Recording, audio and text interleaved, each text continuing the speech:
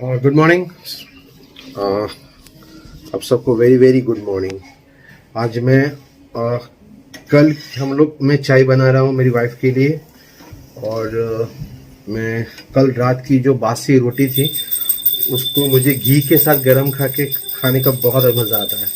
और मैं खुद ही गरम कड़क कड़क खा के खाता हूँ, क्योंकि ये हैबिट मेरी जो दादी थी ना उसने मुझे हैबिट डाली थी ये।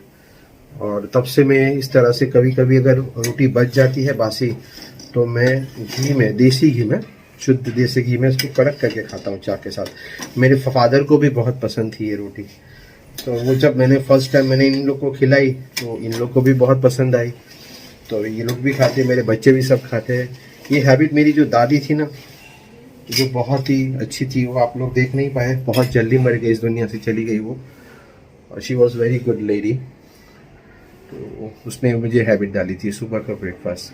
मैं कैसे गरम करता हूँ रोटी मैं आपको दिखाता हूँ। तरह से गरम की जाती है शुद्ध घी में डाले के, मुझे अच्छा लगता है।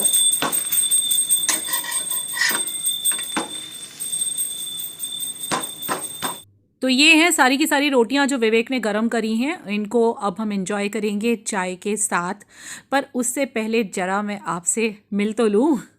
मेरी भी पूजा हो गई है। जब विवेक आपसे बात कर रहे थे तब मैं पूजा कर रही थी, और बस पूजा करके अभी उठी हूँ। उठने में लेट हो गई, बच्चों को स्कूल छोड़ के फिर से सो गई थी। आज बच्चे जल्दी आने वाले हैं घर पे, आज उनका हाफ डे है। और विवेक ने रोटियां गर्म की हैं चाय के साथ, तो बस वही उनके साथ खाने जा रही हूँ। मैं जब मतलब मैं शार लेने के बाद पहले जैसे वो पूजा करते हैं, पहले वो नहा के पूजा करते हैं। और जब मैं नहा के पूजा कर रही होती हूँ उस टाइम पे अगर रोटियां रखी होती है तो वो हमेशा गर्म करते हैं, क्योंकि उनकी जैसी रोटी गर्म करनी मुझे भी नहीं आती। ये बहुत अच्छी रोटी गर्म करते हैं, उसको एकदम कड़क कर देते हैं। वो चाय के साथ बहुत अच्छी लगती है, and that is I think very rich in vitamin B12। सो ये भी एक रीज़न है कि जिस दिन बची होती है हम लोग सुबह में ये वाली रोटी खाते हैं। तो आज वही रोटी और चाय है, और साथ में थोड़े बिस्किट खाखरा वगैरह वो सब भी है। तो वही बस मैं अभी खाने जा रही हूँ, और उसके बाद में फिर दिन की शुरुआत करते हैं, देखते हैं क्या करते हैं। भाभी आ चुकी है, काम कर रही है, उसको भी चाय नाश्ता दे दिया है। उसको भी वाली रोटी विवेक के हाथ की बहुत पसंद है, कड़क की हुई। विवेक ने व्लॉग शुरू किया, आपको कैसा लगा कमेंट करना। आजकल वो व्लॉगिंग पे ध्यान दे रहे हैं, और शायद इसीलिए उनका मन भी अच्छा रहता है। और हाँ, डॉक्टर का अपडेट देना है तो वो मैं आपको आराम से दोपहर को बैठ के देती हूँ कि डॉक्टर ने क्या बोला। थोड़ा सा स्ट्रेस है, थोड़ा सा इस पर मतलब टेंशन वाली बात नहीं है, लेकिन फिर भी थोड़ी सी परेशानी मन में मेरे है। यही रीज़न है कल रात आके मैं बात नहीं कर पाई थी। तो मैं आपसे दोपहर को आराम से बैठ के बात करती हूँ, थोड़ा घर का काम कर लेते हैं, फिर बताऊँगी डॉक्टर ने क्या बोला है। तो मैं आ गई हूँ यहाँ पे चाय नाश्ते के लिए, और देखिए मैंने क्या पहना है। आपने पहली बार देखा होगा मुझे ये पहने हुए। ये मुझे 10-12 साल पुरानी पायल है ये, जो कि मैंने चांदी की ली थी, और बहुत डिज़ाइनर सी प्यारी सी हैं। और ये मुझे मिलनी नहीं थी बहुत टाइम से, तो दिवाली की सफाई करते टाइम मिल गई थी। तो फिर भाभी ने इनको क्लीन किया था, और फिर से मैं कहीं रख के भूल गई थी गाइस। फिर मुझे मिला तो मैंने फिर इसको पहन लिया है। और ये बिस्किट बहुत अच्छा है, मैकविटीज़ का फ्रूट कुकी है, बट मुझे रोटी ज़्यादा अच्छी लगती है विवेक के हाथ की। और साथ में हम लोग देख रहे हैं यहाँ पे कुछ सॉन्ग वगैरह सुन रहे थे।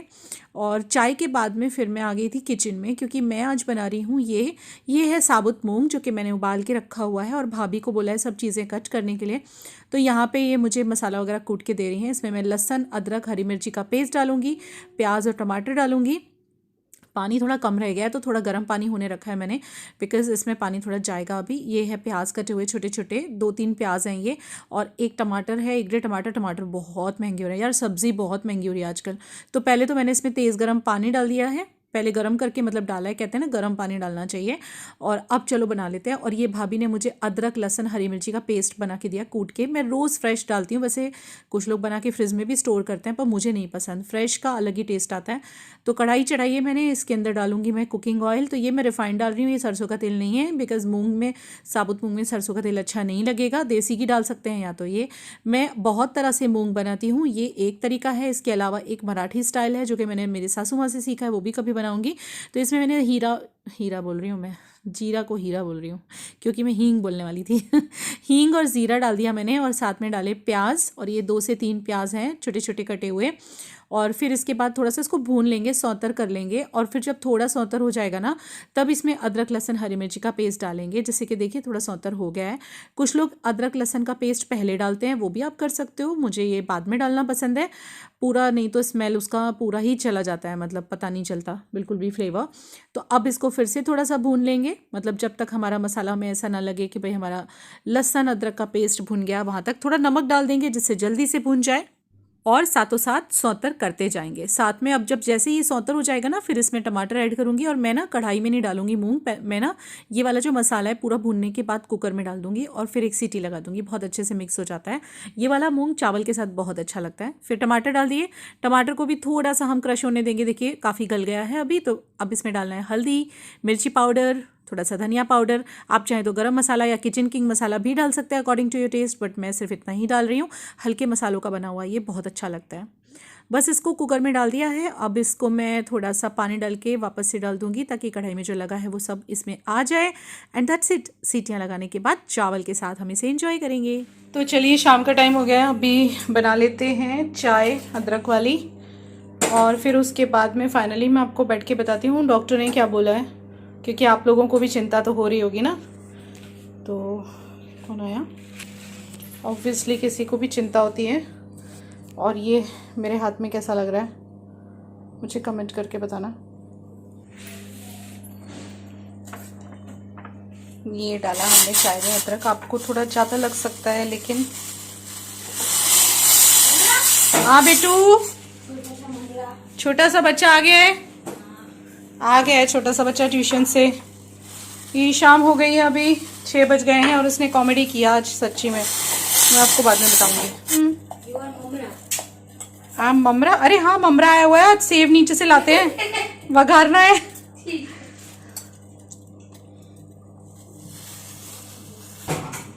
पापा आ गए बेटा?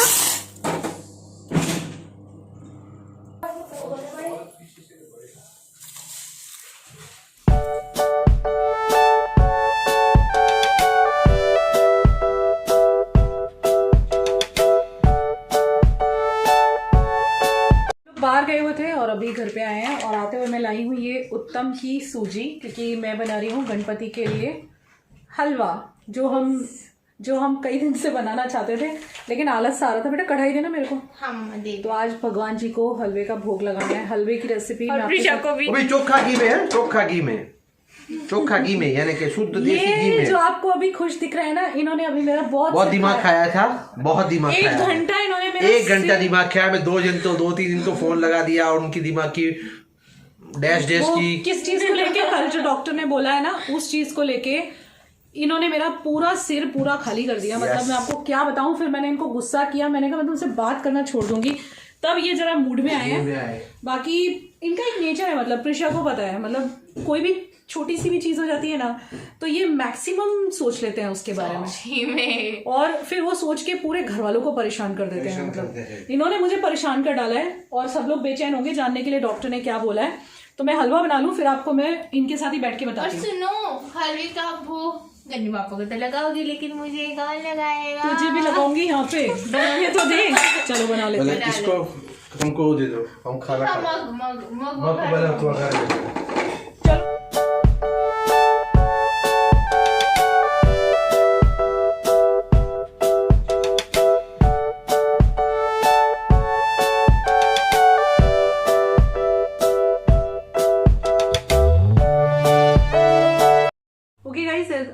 इट्स 10:30 अप्रॉक्स, और मैं जस्ट अभी फ्री होके बैठी हूँ। अभी हमने खाना वाना खाया, हलवा बनाया था, भगवान जी को भोग लगाया है, और अब मैं आपको बताती हूँ कि क्या अपडेट है इनके हेल्थ का, इन डॉक्टर ने क्या बोला वो बताती हूँ।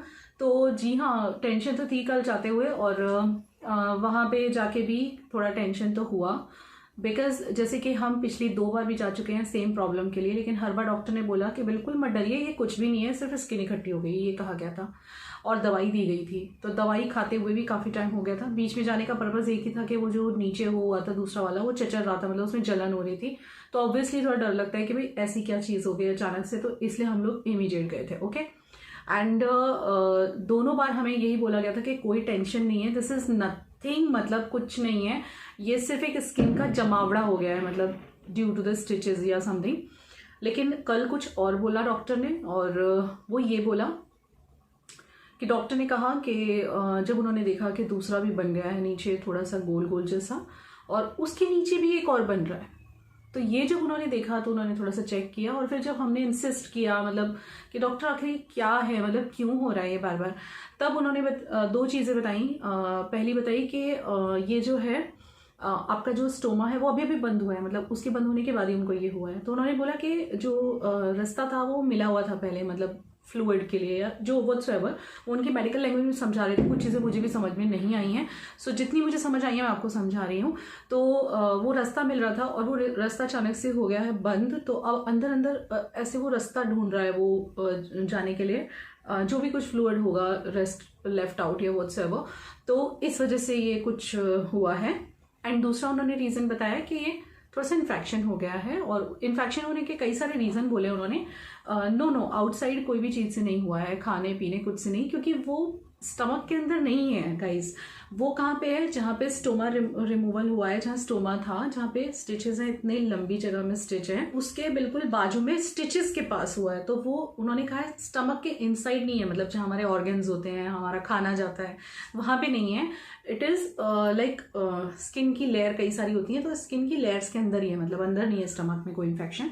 ये ड्यू टू द लाइक बहुत सारे रीज़न बताए, जैसे कि आफ्टर सर्जरी वो बोल रहे थे कि जब इतनी बड़ी सर्जरी होती है, जैसे कि पहली सर्जरी हुई, फिर दूसरी सर्जरी हुई स्टोमा वाली, तो बोले कई बार कुछ पेशेंट में, बहुत रेयर पेशेंट में ये इन्फेक्शन हो जाता है सर्जरी की वजह से, या तो फिर स्टोमा रिमूवल के बाद जैसे बंद कर दिया है तो अंदर कुछ फ्लूइड रह गया उस वजह से, या फिर उन्होंने बोला कई सारे और रीज़न होते हैं जो उन्होंने मेडिकल लैंग्वेज में समझाए, हमें भी इतने समझ नहीं आए, बट वी ट्रस्ट हिम। तो वो किसी भी वजह से एक इन्फेक्शन हो गया है, और वो सुना ना, तो एक्चुअली उन्होंने बताने से पहले मुझे और विवेक को बोला डरना मत, तो वो जब डॉक्टर से कह देता है तो एकदम से इंसान डर जाता है, तो वहीं हम लोग थोड़ा सा डर गए थे। लेकिन फिर उन्होंने हमें समझाया पूरा प्रॉपर कि ये एक इन्फेक्शन है, और ये इन्फेक्शन है, दैट्स इट, ना ही कोई सर्जरी नीडेड है। ये जो थोड़ा सा गोल जैसा बन रहा है इसमें कोई सर्जरी नीडेड नहीं है, ना ही ये रिलेटेड है कैंसर से, वो he is free of cancer, कोई ऐसी बात ही नहीं है। उसके लिए उनकी सोनोग्राफी हो चुकी है, कल भी मैंने उन्हें सामने से ऑफर किया कि आप सोनोग्राफी करो, पर उन्होंने मना कर दिया कि ज़रूरत नहीं है और बिना काम मत करिए, और नेक्स्ट टाइम जब आप आएंगे तब डायरेक्ट CT स्कैन होगा, जो कि उनका साल में एक बार होना ही है। तो it is nothing related with cancer also, and it is nothing related with any other disease also.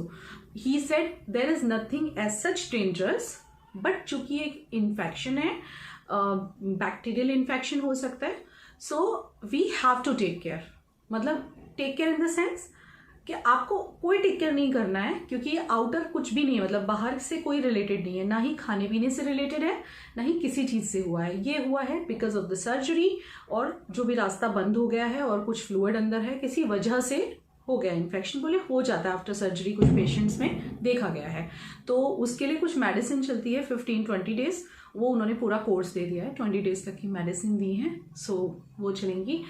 और तो ये इन्फेक्शन हुआ है, और दैट्स इट। इसके साथ मैंने उनको ये भी पूछ लिया कि क्या क्या परहेज़ करना है खाने में, या किसी दवाई, क्योंकि ऑलरेडी उनको हार्ट अटैक आ चुका है, तो उनकी कोलेस्ट्रॉल वगैरह की मेडिसिन चलती है रेगुलर, उनको प्रेशर भी रहता है तो उसकी भी मेडिसिन चलती है रेगुलर, और बस और तो बाकी उनकी कोई मेडिसिन नहीं चल रही है। तो ही सेड कि बिल्कुल भी कोई टेंशन नहीं है, बिंदास आप अपनी मेडिसिन भी खाओ, ये मेडिसिन भी खाओ। कुछ 3 गोलियाँ हैं जो सुबह शाम 2, सुबह में 2, शाम को 3 ऐसे हैं, सुबह शाम लेनी है 20 डेज तक, 15 से 20 डेज तक लेनी है।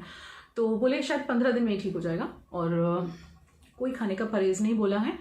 और मैंने ये भी पूछा कि भाई अभी उनके ऑर्डर वगैरह भी हैं 1-2, तो बोले कोई टेंशन ही नहीं, आप ऐसे सोचो, भूल जाओ, आप ऐसे सोचो जैसे किसी इंसान को जुकाम खांसी हो जाता है, वो भी एक इन्फेक्शन ही होता है, या जैसे कि लूज मोशन हो जाते हैं, वॉमिटिंग हो जाती है, दैट इज ऑल्सो इन्फेक्शन। तो उसमें कैसे इंसान दवाई खा के अपना काम करता है, बस वो आपको कुछ नहीं करना है, आपको पता भी नहीं चलेगा कुछ, बस दवाई खाओ, अपना काम करते रहो, जहाँ जाना है, फोटोग्राफी करने जाना है, घूमने जाना है, कुछ भी करना है, आप सब कुछ कर सकते हो। ये मैंने उनको ओपनली पूछा कि भाई अभी न्यू ईयर आ रहा है, अगर ओमिक्रॉन का कुछ ज़्यादा ही नहीं होता है तो हम लोग कहीं जाएंगे, तो ही सेड कोई प्रॉब्लम नहीं है। मैंने उन्हें पूछा भी कि कोई ज़रूरी नहीं है, हम लोग नहीं भी जाएंगे अगर विवेक को प्रॉब्लम है तो बोले नहीं, कुछ भी ऐसा नहीं है, बल्कि उनको बोलो खुश रहें, जितना ज़्यादा वो खुश रहेंगे, घूमेंगे फिरेंगे, उतना जल्दी वो ठीक हो जाएंगे। कुछ नेगेटिव ना सोचे, बस he has to be positive, ये बोला है डॉक्टर ने।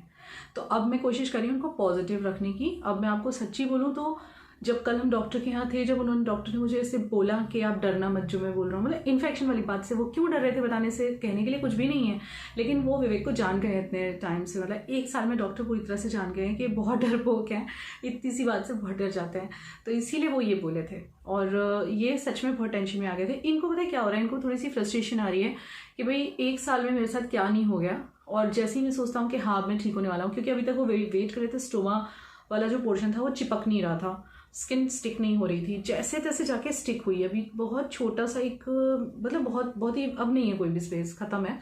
तो वो वेट कर रहे थे कि ये हो जाएगा यानी मैं बिल्कुल ठीक हो जाऊंगा, और वो खत्म, ठीक हुआ, तो अब ये एक नई चीज़ आ गई। तो इनको कहीं ना कहीं वो इंसान फ्रस्ट्रेट हो जाता है। देखो उनके मन की बात मैं समझ सकती हूँ, कितने टाइम से उनके साथ क्या नहीं हुआ है, ये पूरा साल उन्होंने अपने शरीर पे बहुत झेला है, तो थोड़े अपसेट थे कल। फिर कल मैंने इनको रास्ते में भी समझाया आते हुए, और मैंने घर पे आके भी समझाया, इसलिए मैंने कैमरा ऑन नहीं किया था, मैं थक भी बहुत गई थी, मेरा सिर भी बहुत दुख रहा था। और फिर मैंने फिर क्या हुआ पता है, रात को इन्हें मैंने समझाया, मैंने कहा देखो टेक इट पॉजिटिवली, इतना सब कुछ आया जीवन में आपके, लेकिन ऐसे निकल गया हवा के झोंके की तरह, मीन्स के कहीं ना कहीं गॉड का आशीर्वाद है, भगवान की कृपा है, गणपति हमारे साथ है, कि सब कुछ आया। भाई होगा कोई ग्रह ऐसा भारी, लेकिन भगवान ने उसमें से निकाल दिया, तो कोई बात नहीं। अगर तो बड़े उदास हो गए थे, फिर खैर उनको समझाया मैंने, एंड वो ठीक हो गए, फिर ओके हो गए। फिर सुबह में भी ठीक थे, व्लॉगिंग वगैरह कर रहे थे, आपने देखा, इसीलिए मैंने उनको व्लॉगिंग में इन्वॉल्व कर दिया, ताकि वो, क्योंकि फोटोग्राफी का काम इतना है नहीं, मतलब, और वैसे भी अभी सीज़न ऑफ हो जाएगा, मतलब शादियों का सीज़न, तो मैंने उनको व्लॉगिंग में इन्वॉल्व करने की कोशिश कर रही हूँ, ताकि वो अपनी बीमारियाँ, उनके साथ जो हुआ, जो गुजरा उनके ऊपर, वो सब भूल सकें और बिजी रह सकें। और फिर जब एक बार व्लॉगिंग करने लगेंगे तो उनको भी लगेगा हाँ मुझे क्या करना है, मुझे क्या करना है, तो he will be busy all the time, and ये चीज़ बहुत हेल्प करेगी उनको जल्दी से हील अप होने में। तो ये चीज़ मैं उनसे करवा रही हूँ आजकल, इसीलिए। तो मॉर्निंग में ठीक थे, देन आफ्टरनून के बाद मैं थोड़ा सा मेरे काम में बिजी हो गई, बस वो फिर से वही सोचने लग गए। तो पूरी शाम उन्होंने मेरा सिर खाया, बस इसीलिए मैं आपको बोल रही थी, मुझे गुस्सा आ गया। फिर मैंने इनको समझाया पहले मैंने नॉर्मल वे में समझाया, इन्होंने मम्मी को फ़ोन किया, मैं तो बताने वाली नहीं थी उन्हें, मैं बिना काम परेशान होंगी, इन्होंने बताया तो वो भी थोड़ी परेशान होने लग गई, और उनसे काफ़ी ये मतलब नेगेटिव टॉक्स कर रहे थे, मतलब नेगेटिव इन द सेंस मेरे साथ ही क्यों हुआ, ये वो ऐसे कर रहे थे। फिर मैंने फ़ोन रखने के बाद इनको थोड़ा डांटा, तभी भी नहीं समझे ये। फिर मैंने इनको एक एग्जाम्पल दिया कि सी विवेक, आप मेरी लाइफ देखो, मतलब आपको क्या लगता है आप ही दुखी हो, ऐसे कितने सारे लोग हैं। पहले तो मैंने दूसरों के बारे में बताया, जो हमारे और कांटेक्ट में कुछ लोग हैं जिनके साथ अभी बहुत कुछ होके चुका है, मैं कहा देखो उनके साथ कितना हुआ है, और स्टिल वो उसी में से गुजर रहे हैं और अभी तक ठीक नहीं हुआ है। You are out of everything, तुम ठीक हो चुके हो, नॉर्मल हो चुके हो बिल्कुल, डॉक्टर खुद बोल चुके हैं कि बिल्कुल परफेक्टली ऑल राइट हो तुम, ये तो छोटा सा इन्फेक्शन है और दवाई से हो जाएगा। तो बोले नहीं, मुझे दुख ये है कि क्या बार बार जैसे ही मैं सोचता हूँ मैं बिल्कुल ठीक हो जाऊँगा, तभी तुरंत कुछ होता है। मैंने बोला कुछ नहीं होगा, आप टेक इट पॉजिटिवली। एंड अगर अपनी बात करूं तो मैंने कहा मुझे देखो आप, मतलब बहुत छोटी सी उम्र में मेरे साथ भी बहुत कुछ हुआ है। पहले मायके वालों ने संबंध तोड़ दिए थे, कितने बरस संबंध नहीं रखे, ससुराल से भी हुआ ये सब, और बिल्कुल अकेले बच्चों को बड़ा किया, और फिर फाइनेंशियल क्राइसिस देखे विवेक के साथ, और फिर जब उसमें से निकले हम, और जब मैं अपने पाँव पे खड़ी होने लगी तो उनको हार्ट अटैक आ गया, मैंने कहा आपको, और उसके बाद से ही मैं डरने लग गई थी, मतलब इनसे ज़्यादा काम करवाने में, क्योंकि हार्ट पेशेंट, मतलब हार्ट की प्रॉब्लम ऐसी है, बहुत डर लगता है, इसमें टाइम नहीं मिलता। तो मैंने कहा वो हुआ तो थोड़ा हम स्टेबल हुए, मतलब मैं फाइनेंशियली स्टेबल हुई, पूरी फैमिली को स्टेबल किया। एंड अभी तो हम सोच ही रहे थे कि बिज़नेस वगैरह क्या शुरू करना है, कार खरीदी हमने, एंड उसके इंस्टॉलमेंट वगैरह चल रहे थे, और जैसे ही वो कार ली और इतना बड़ा बॉम्ब ब्लास्ट हुआ हमारे सामने कैंसर वाला, तो उसमें से गुजरी अकेले, आपको 10 दिन अकेले वहाँ पे रही आपके साथ, और हर चीज़ से लड़ के आपको लेके आई। कोविड के टाइम पर अकेली भागी हूँ, और मैंने कहा आप सोचो ना, ऐसे मैं ये बोलना नहीं चाहती, मैंने कहा लेकिन मुझे भी तो ऐसा होना चाहिए, ऐसे आपकी तरह मैं नेगेटिव सोचने लग जाऊँ कि मेरे ही पति के साथ ऐसा क्यों हुआ, मेरी ज़िंदगी में क्यों सब हो रहा है। मैं तो ऐसा नहीं सोच रही, मैं तो ऐसे सोच रही हूँ कि शायद कोई ग्रह होगी जो आई, लेकिन भगवान ने उसको थोड़े में करके हमें बाहर निकाल दिया। ऐसे करके मैंने गुस्सा किया था, वो ठीक हुए और फिर हम लोग बाहर गए थे थोड़ा सा, तो नाउ ही इज़ ओके, मतलब अब ठीक है वो। मैंने उन्हें काफ़ी समझाया है और वो खुद बोल रहे थे रुचि तुम बहुत पॉजिटिव हो। और मैंने कहा देखो see guys, positivity makes so much difference in our lifes. सच बोल रही हूँ, ट्रस्ट मी। अगर कोई भी, क्योंकि देखो परेशानी दुख सबकी ज़िंदगियों में आते हैं, ज़रूर आपकी ज़िंदगियों में भी होंगे, चाहे कितनी भी बड़ी परेशानी क्यों ना आ जाए, आपको पॉजिटिव रहना है, कभी नेगेटिव नहीं होना है। Never think negative. पॉजिटिविटी के जो वाइब्रेशंस होते हैं ना, वो ऐसे टकराते हैं यूनिवर्स में जाके and it comes back to you. तो आप जो सोचोगे वही टकरा के वापस आने वाला है। सो बेटर है कि बी पॉजिटिव। चाहे कोई भी सिचुएशन क्यों ना हो, उसे एज अ चैलेंज लेके उसमें से निकलना चाहिए। मैंने ज़िंदगी से सीखा है, मेरे साथ और भी बहुत कुछ हुआ है बहुत सारी बातें मैंने आपसे छुपाई हैं, तो वो कभी मुझे लगेगा कंफर्टेबल तो मैं ज़रूर आपको बताऊंगी। और बहुत चैलेंजेस देखे हैं लाइफ में। और अगेन जनवरी में एक चैलेंज आ गया था, मतलब जो आप सभी जानते हो, Vivek was admitted for the tumour operation, और वो हुआ और उसके तुरंत बाद कोविड हुआ और फिर से हॉस्पिटलाइजेशन, मतलब 3 महीने में 3 हॉस्पिटलाइजेशन हो गए थे इनके। So it was a big challenge in front of me. और मैं बस इतना ही कहना चाहूँगी कि अगर आपकी भी लाइफ में किसी की भी कोई परेशानी है ना, तो देखो आप टेंशन लोगे वो आपको और ज़्यादा परेशान करेगा। थोड़ा सा माइंड रिलैक्स और बैलेंस रख के और उन चीज़ों को चैलेंज की तरह से एक्सेप्ट करके, होना तो वही है जो होना है, हमें अपने एफर्ट करने हैं बस। सो क्यों ना पॉजिटिवली किए जाएं, बिकॉज पॉजिटिवली एफर्ट करते हैं और पॉजिटिव सोचते हैं तो मेरा ऐसा मानना है चीज़ें पॉजिटिव होती हैं, ट्रस्ट मी। चलिए इस बात के साथ एंड करते हैं इस ब्लॉग को, बिकॉज ये ब्लॉग हो गया होगा काफ़ी लंबा, चिट चैट काइंड ऑफ। तो मिलते हैं कल के ब्लॉग में एंड आप लोग भी बिल्कुल टेंशन मत लीजिएगा, विवेक ठीक है बिल्कुल। और अभी 20 डेज तक मेडिसिन खाएंगे और उसके बाद डॉक्टर ने कहा है आने की भी ज़रूरत नहीं है क्योंकि ये ठीक ही हो जाएगा, बट अगर ज़रूरत पड़ी तो हम फिर से जाएंगे ठीक है ना। चैलेंजेस आते जा रहे हैं तो कोई बात नहीं, हम भी तो फेस करने के लिए तैयार खड़े हैं। Love you, bye bye, good night.